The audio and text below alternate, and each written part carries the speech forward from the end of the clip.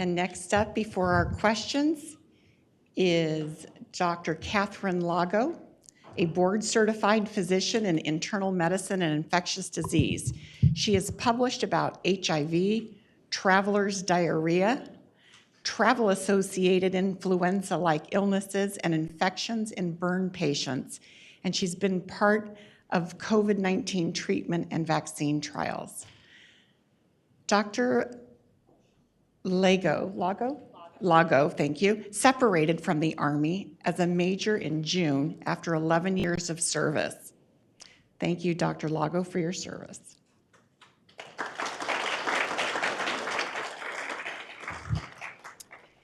And she is a superwoman. She has a husband and 2 small children. And for those of you who think that doctors are getting younger, how many think that? Yeah, exactly. I'd like to introduce you to Dr. Lago, Katie Lago. Thank you.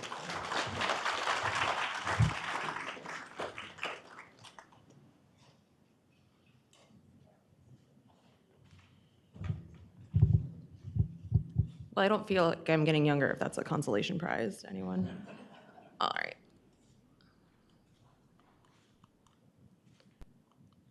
Okay. So when I was asked to give a medical perspective on infectious disease and climate, I looked at the time and said, oh my gosh, I only have 20 minutes, and I stand between you lovely people and your lunch. And I said, this is going to be a doozy. So we're going to go on a whirlwind highlights of what I think, as an infectious disease doctor, are kind of the more imminent threats and interesting cases. I'm going to sprinkle in some pictures of my time in the military.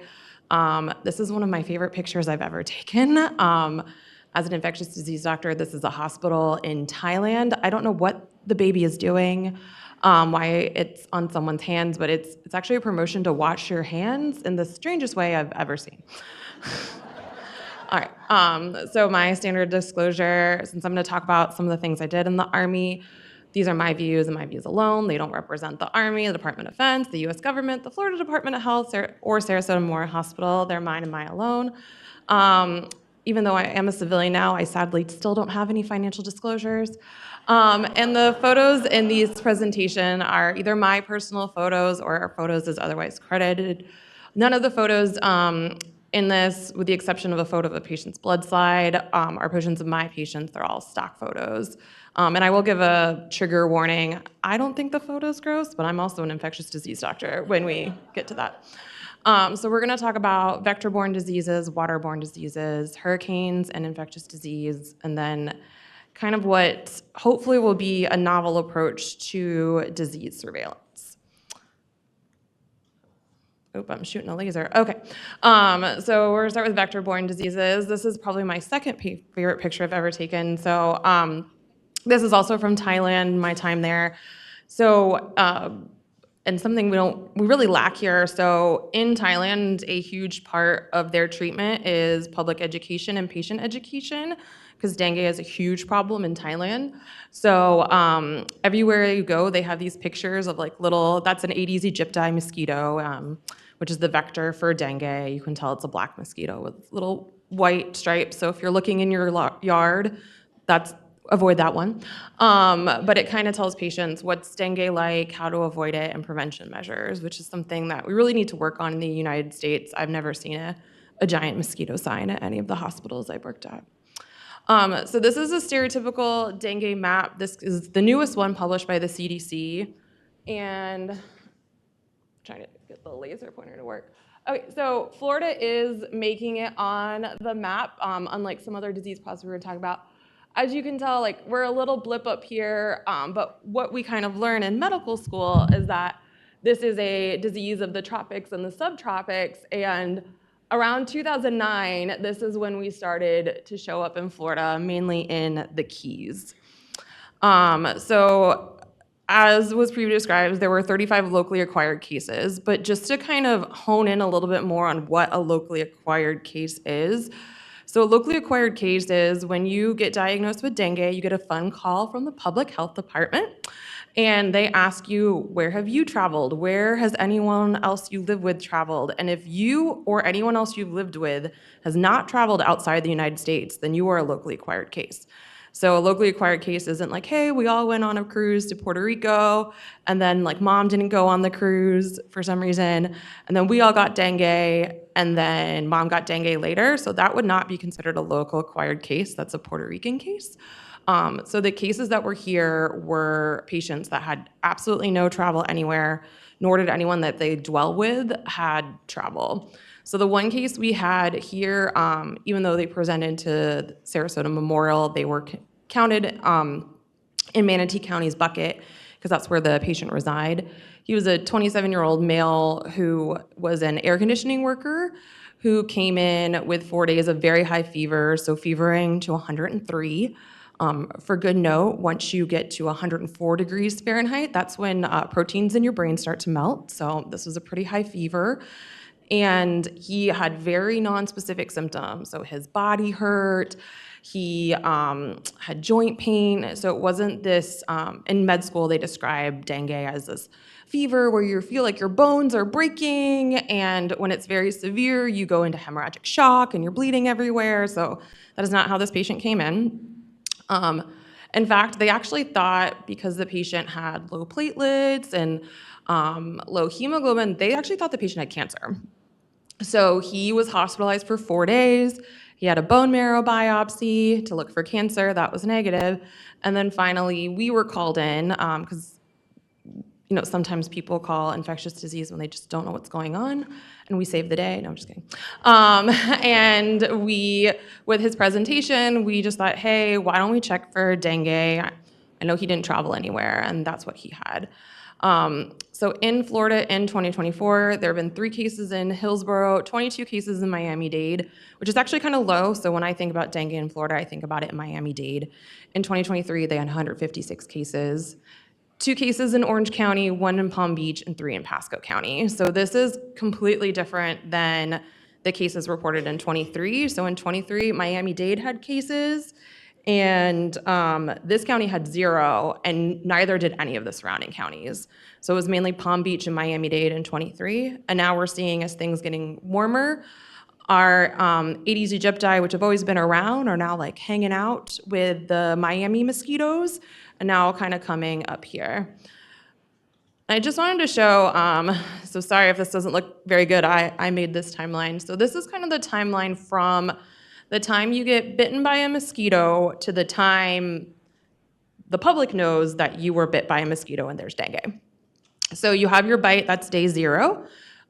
Most people, about 90% of people, when you ask them, hey, were you bit by a mosquito or were you bit by a tick, people say, I don't know. There's mosquitoes and ticks all the time. So really honing down when day 0 happens is not as easy as it sounds, especially like once I moved here, I felt like I was just getting eaten alive and thought I was gonna be a dengue patient.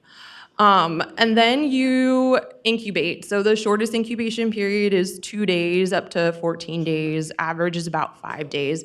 And so while you're incubating, just like COVID, when you incubate, you're completely asymptomatic.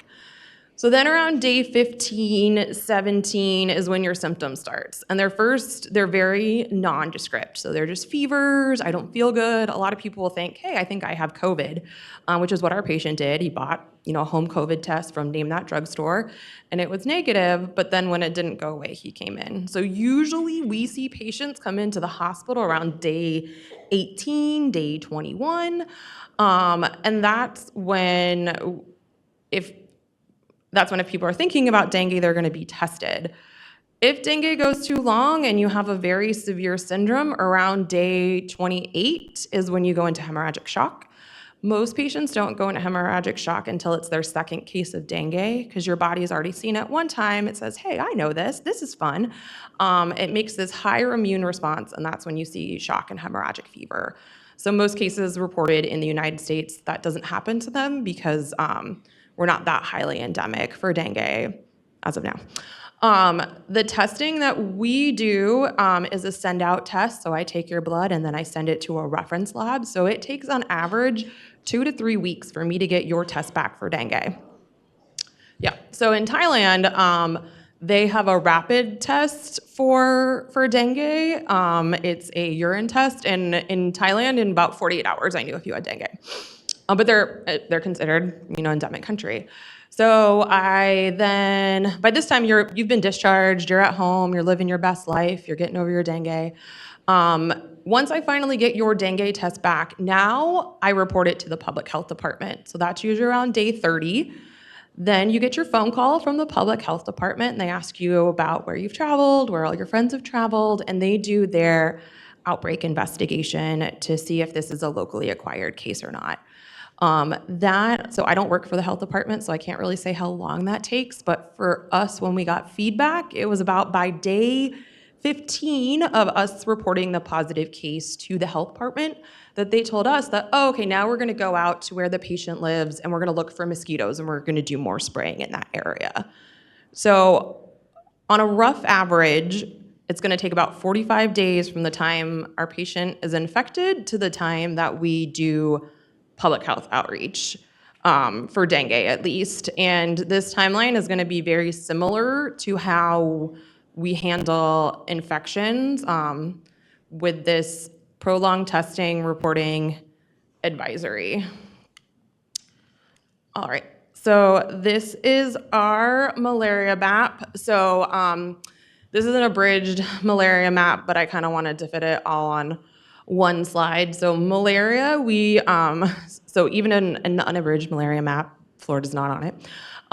We think about malaria in Southeast Asia, Sub-Saharan Africa, and more rural areas of South America. So this is from the CDC Yellow Book. It's kind of our reference point for travel medicine and infectious disease. All right, so I would be remiss, with my military career to not reference the military importance of malaria, also because I had 27 talks about the military importance of malaria during my career as an infectious disease doctor. So malaria used to be endemic to the United States. And there are rumors, I don't know, George Washington never wrote about this himself, that malaria actually helped us win the American Revolution. So the colonists who were living in the southeast portion of the United States, a lot of them had already had malaria. So all those soldiers were very used, had either had short-term immunity, or they're like, oh, I know how to shoot people when I have a fever of 102 degrees, I'll be fine. But when the British colonists came to the southeast, they had never seen malaria before, and it actually wiped out, that they estimate about 38% of the British Army fell from malaria and not combat wounds. I've even heard some infectious disease doctors say, malaria killed more people in the American Revolution than battle wounds. I don't know. I think they just want to make our specialty look really good. But needless to say, it's always been rumored that malaria helped us become America. Malaria was actually endemic to the United States until 1953. That's when the last reported case of US-born malaria was, until the next slide I'm about to show you. The Anopheles mosquitoes never went away. They just never were reported to be active with parasites until April through July of this year. So as was already previously alluded to, there were 7 cases of malaria. They were all in Sarasota County. My slide doesn't show up that well, but I will show you. So there are 2 different types of malaria. Well, there's a lot of different types of malaria, but for the purpose of this talk, there are 2 different types of malaria. There's one that we more associate with Sub-Saharan Africa. That one comes on fast and kills people quickly and doesn't stick around in the liver. And then there's Plasmodium vivax. That's the malaria that we associate with being from Southeast Asia and South America. That one is a little bit more indolent. It can take sometimes patients longer to fever. They're not as sick. And this form of malaria actually will hang out in your liver. And so if you don't give them additional medications, then their malaria comes back. So that's what all the patients had. They all had Plasmodium vivax. And so this is a slide. So that little, if you can squint and close your eyes and imagine along with me, that little purple dot. So this is, so these are red blood cells, And that little purple dot, it looks like a little, like, old school, I guess they're coming back though, no, now the Beats, like headphones, that's a little headphone, so that's malaria. So what that's gonna do is that's gonna grow inside of your red blood cells and then burst it open, and then go over to other red blood cells and keep bursting them open and bursting them open until you die. Yay. So that's why patients get so sick, is because this process will continue to happen until you go into multi-organ system failure. Luckily with our patients, there were 7 patients. All of them ended up being hospitalized for their malaria. There were no deaths. There were no cases of cerebral malaria, which is when malaria goes to the brain. All the patients came in with a fever. About 6 out of 7 of the patients had low red blood cell counts, as you can imagine. About 5 out of 7 of them had low platelets. They were all treated with the short course of antimalarials, and because they were a Vivax, they were all given the longer course of antimalarials to prevent liver disease. The first patient had their symptoms on April 20th. And when I talked to one of my colleagues, Dr. Mercado, who actually provided this slide, he saw one of the first patients. I asked him, I said, Dr. Mercado, why in the world did you test a patient for malaria in the United States of America? And he said, I don't know, it just kind of sounded like malaria, so I tested them for malaria. So this is not, now it's something we actually do all the time, but this is not a disease process that physicians are actively looking for in the United States. So the first symptoms happened on April 20th. That is immediately reportable to the CDC. You should not have malaria in the United States of America. And then on 17th of May is when they started doing case surveillance. So what that means is they come up with a case definition. So in this circumstance, the case definition was, we're gonna look for patients who have fever. 3 out of the 7 of our patients were experiencing homelessness. So they were looking for patients who met at least 3 criteria. So they had to have fever, or they were homeless, or they came in with unexplained low red blood cells, unexplained low platelets. And they went back from the time of the first patient on the 20th of April and reviewed charts of patients who met this criteria from 4 weeks later to then in the future until we end our health advisory, which is in the end of July. So they are doing active surveillance. From this active surveillance, they screened over 200 patients. None of those patients tested positive for malaria. So they got another phone call from the health department and said, hey, I think you might have malaria. And they were all tested and they were all negative. By the 26th of May, when increased cases kept being reported, that is when, so they were all in Sarasota County. So just Sarasota County alone issues their health advisory to local residents. Hey, if you have these symptoms, you might have malaria. And they start issuing outreach of like the malaria posters, this is what malaria looks like, empty out your water, start wearing bug spray. And when cases kept occurring by June 26th, that triggered enough cases to warrant the statewide advisory. So even in something where it's a shorter time period, shorter, from the time of first patient presentation to the time the entire state of Florida knows that there's malaria in our state, it's the 20th of April till the 26th of June. All right, so this is me before children. I'm in Iquitos, Peru. I did some time there doing research on malaria. So we actually, this is how we collect our mosquitoes. So we have this like vacuum sucker thing, and we suck up mosquitoes and we put them in water because that's where they grow. And then you have to re-suck them out with this tubing, and then the fancy science came in, and then we had a machine that would test all the mosquitoes for malaria.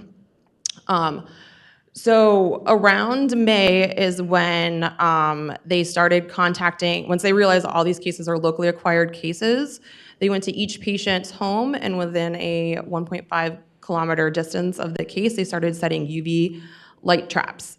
For all the mosquitoes they trapped, so they trapped about 1,000 mosquitoes that were Anopheles mosquitoes, so they have to be the right mosquito, and they tested them. So of all of them, of the mosquitoes they caught, none of them had the live parasite in them. So you get malaria because the female Anopheles has this parasite inside of her, and she takes a blood meal from you, and while she's taking the blood meal, she deposits the parasite. And it's the female because that's where the males just can't harvest the parasite. The reproductive cycle is done in the female.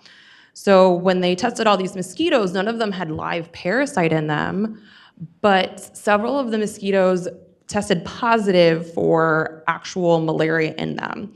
So what that means is these mosquitoes were taking blood meals from other people, and that's how they were passing malaria to each other. So none of them, they caught them actively replicating, but they were actively infected mosquitoes. So we think the theory behind it is there either was mosquito migration, or mainly the ways these mosquitoes were spreading was there was one kind of index patient. He was bitten by a mosquito, and that mosquito passed the malaria to the other patients, even though none of these patients were like geographically related, but a lot of them were experiencing homelessness and using very similar outreach centers for help and supplies. So by May 24th, we start doing aerial ground spraying for mosquitoes. And then by May 2023, when we realized that living with homelessness was kind of the biggest social determinant of why these patients were getting malaria, they started doing public outreach. So they started providing to patients experiencing homelessness in homeless shelters bug repellents and mosquito spray, started doing lots of education to these patients. And then later in May, when they realized cases were still coming, that's when they went out to local providers, like internal medicine clinics and family medicine clinics, and started doing local outreach to providers about, now you have to think about malaria, and these are the things you should look for. Also at this time, the CDC did provide rapid testing. So fun fact, the COVID test you all know and love, the Binax Now, was originally, the Binax Corporation was originally a malaria corporation. So they have a rapid test where you prick your finger, you put blood on it, and then it can tell you within an hour if you have malaria. As opposed to now, if I order a malaria test, I have to draw a whole tube of blood, and then I have to put it on a slide, and then I have to look under the slide, and then I have to look for that little ring inside the blood. I didn't realize that outside of the military, like everyone doesn't have those, because I've always have had them, but they started issuing those tests so that we could rapidly identify people. So we had less of that bottleneck that we do in dengue when it comes to malaria. All right, hard transition to waterborne diseases. So as you could tell, I didn't talk about every single vector disease because we'd be here for 3 years. And I'm not gonna talk about every single waterborne disease. I'm gonna talk about ones that we're seeing spikes of that we really shouldn't see, and I think are the biggest public health threats. So the first one is Legionella. It's a bacteria that's naturally found in fresh water. And it can't grow until the water is hot. So ideally 77 degrees to 107 degrees Fahrenheit. And the way you get Legionella is that water has to be aerosolized and then you inhale it. So this isn't like I'm drinking water, and it causes pneumonia. The most famous cases were, and the reason why it gets the name Legionella was there was a hotel where Legionella was in the air coolant, and it was in New York, and they all inhaled these air particles and they got Legionella. It's a very atypical pneumonia. So the patients, when they show up, they have signs and symptoms of pneumonia, but their chest x-rays, when we look at them, they don't look that bad, but the patient looks really bad in front of you. And it's difficult to diagnose because Legionella is a stubborn bacteria that doesn't grow on normal culture media that we can grow other bacteria on. So you have to be specifically thinking, I think this patient has Legionella, and order the appropriate test. And unlike when we have pneumonia in the hospital, if you have a case of pneumonia, I'm not calling the public health department. One case of Legionella, because it comes from the environment, is reportable. One case is an outbreak and requires an outbreak investigation. So, of important note, Florida counts about 60% of all Legionella cases, and since 2002, there's been a 650% increase in the cases of Legionella. The notable cases in this area were in Northport. There was an outbreak at a living center called Island Walk. So there were 9 patients who came in with Legionella, and when they did their outbreak investigation, they realized they all lived at Island Walk. And they all realized that these patients were also frequent hot tub goers. So they thought it was in the hot tub. So Island Walk shut down the hot tub. They tested the hot tub. They put up signs everywhere. It made it into news media outlets locally. But when they did their testing, it was actually in the hot water heater. The hot water heater had malfunctioned and the water was actually too hot in the fitness center. And that's where the Legionella came from. So that was about 9 patients. They were all hospitalized, but there were no deaths. Unfortunately, we can't say the same for Lee County. So in Lee County, there was an outbreak of Legionella. It was in St. James City. They were pulling weeds by a fresh water source. There were 3 patients. They were all hospitalized, and unfortunately, 2 of the 3 patients died from complications of their pneumonia and their underlying medical illnesses. And then at Sarasota Memorial, Venice, there were 3 cases that all came in within 2 weeks of each other with Legionella. They were all unrelated. They were not living in the same household. That investigation is still ongoing as to what their main source was. One, we think, one patient was, he actually for a living climbed up like water cooler units. So we think he may have got exposure that way. But the other 2 patients were patients who were retired who were just drinking municipal water in Venice. So we have yet to get, as you can tell, that was in September. And even though it's November, we've yet to still get feedback from the public health department about a common source. So I kind of already went over this a little bit, but just like the dengue, we have to come up with a common case definition. This one's even more difficult because I have to send your sample out to a reference lab, so the hospital can't really test your Legionella. And then I have to go out and test your water, and then I have to see if the 2 of them are like a match. It's like match.com with your Legionella. If your Legionella strain in that human matches the Legionella in the water. And once I do that, then I can say, yes, there's an outbreak. Then they have to do environmental cleaning of the water, chlorinate it. They have to shut down the whole area in which there's an outbreak. And then about a month into that process, and then they'll retest the water and they'll say, okay, now your water's fine. So that whole process is usually about like a 4-month process from the time of patient identification to the time the water source is identified. 2 minutes, okay. We'll go faster. So Nigeria Fowler, so this is a waterborne disease in fresh water where Naegleria will climb up your nose, get into your brain, and die. It is almost universally fatal. It's a 97% mortality rate, and this is only found in warm fresh water. So the majority of the cases are in Texas and Florida. The cases, the 2020 case and the 2023 case were from doing over-the-counter sinus rinses with tap water. So please don't use tap water when you put your neti pot in your nose. Those patients both died. The July 2022 case was a case of a 14-year-old boy who went swimming in freshwater, and he is the 5th person ever reported to survive Naegleria flower. But this patient needs like extensive rehab services. He can't talk, he can't walk, because it's a brain-eating parasite. All right, next. Hurricanes and infections. All right. I don't think this patient, oops, trigger warning. I don't think, so there are multiple species of Vibrio, for which Vibrio vulnificans is the most fatal. And the portal of entry for Vibrio is either through digestion, so like raw oysters, or through contact. And the risk factors are patients who have liver failure or poorly controlled diabetes.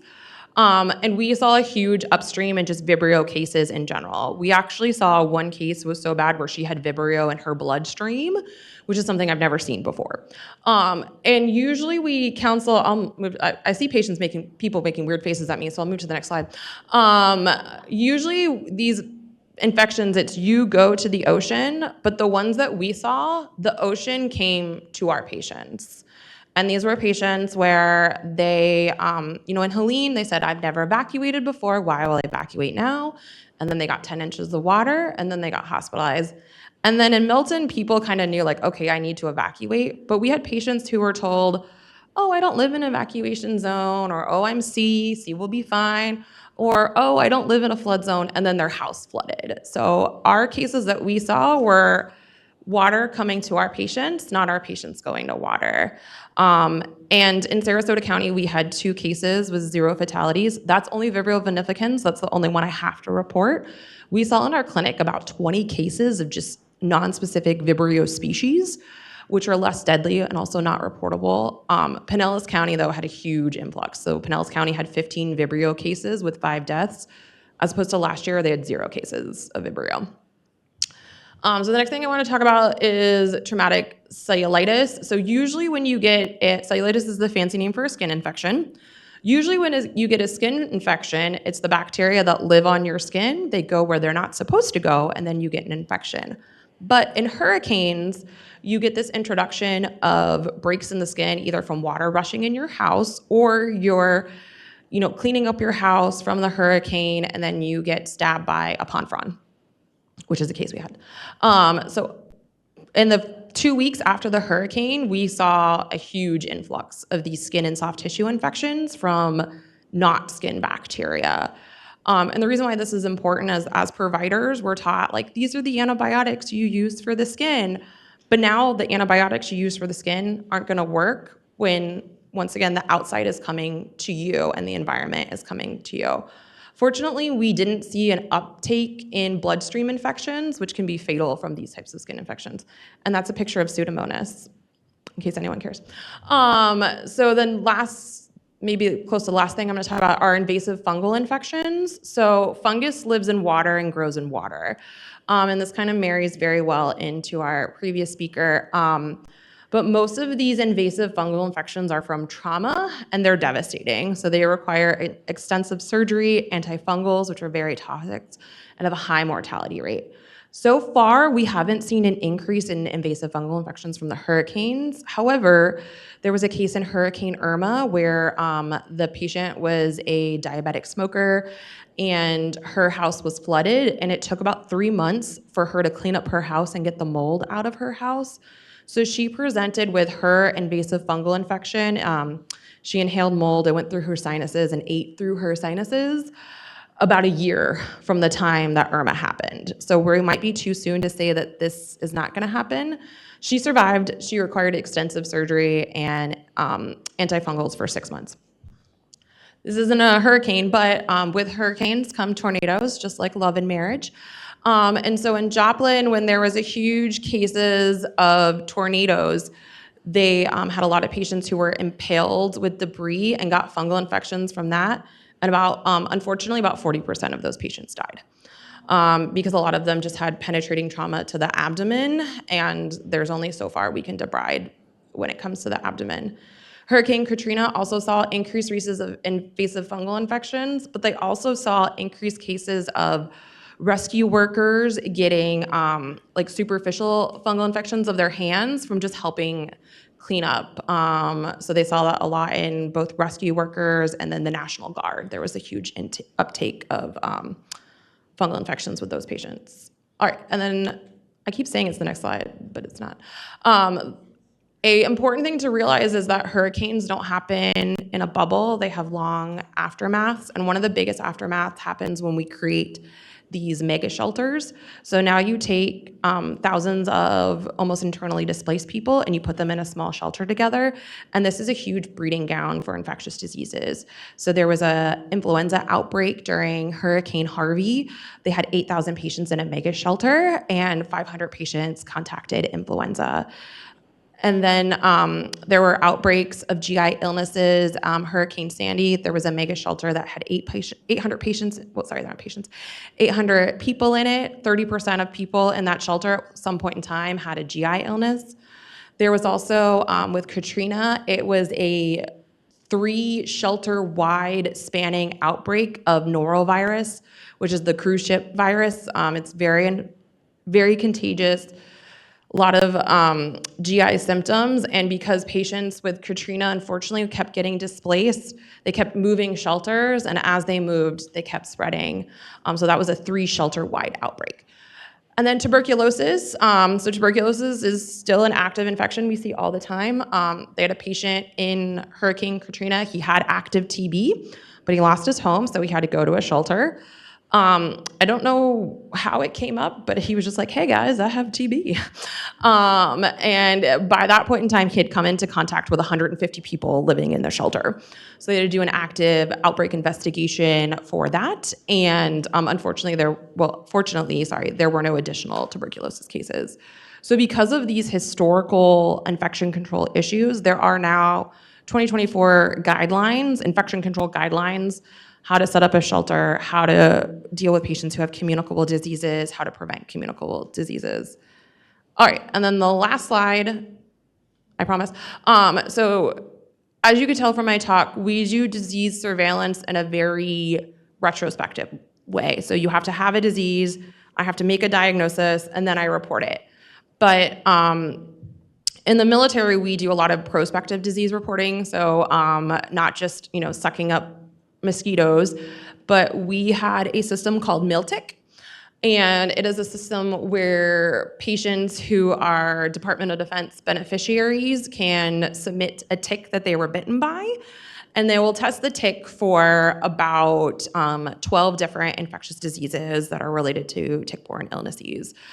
And then from that, so this is a map of ehrlichiosis, which is a tick-borne illness. So from that, it will create a map of where in real time are these ticks, where in real time is this disease process. And you can tell like the bulk of it is still in the same place, but now we're getting like wider spread of our ticks, because this is I didn't have to get a disease, I have a tick, I gave you my tick, and now you know where the infection is. So I think this might be the wave of the future of, if I know where things are, I can prevent them from a vector-borne standpoint. They have a process similar to this in Texas for Chagas disease, reporting reduvid bugs. But I looked at the Florida Department of Health. I tried to find everywhere, where can I submit my tick to the Florida Department of Health? And you can't. So this might be, I think this is the wave of the future, is knowing where things are instead of, and knowing where things are to handle them instead of 45 days later figuring out where things were. That's all my references.